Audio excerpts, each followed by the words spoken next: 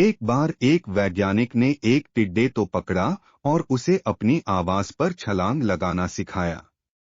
वैज्ञानिक टिड्डे से कहता कूदो, टिड्डा उसके आवाज सुनते ही जोर से छलांग लगा देता।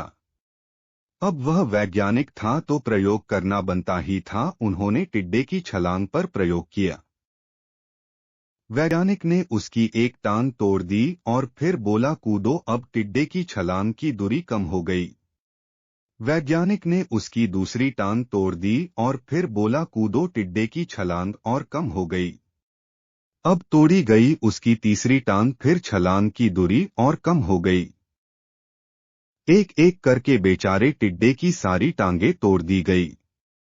अब आखिरी टांग टूटने पर जब उससे कहा गया कूदो तो वह हिल भी नहीं पा। में लिखा, जानते हो उसने क्या लिखा? जब टिड्डे की एक टांग तोड़ी गई तो वह थोड़ा बहरा हो गया। जब उसकी दूसरी टांग तोड़ी गई तो वो और बहरा हो गया।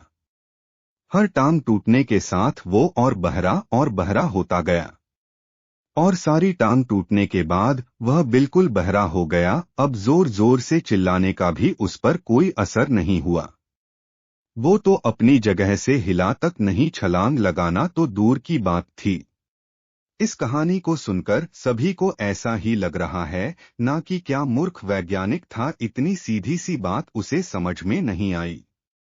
या कुछ लोग ये भी सोच रहे होंगे कि ये तो किसी बच्चे को भी पता है कि टिड्डे की छलांग उसके टांग टूटने की वजह से कम होती जा रही थी, ना कि वह बहरा हो गया था।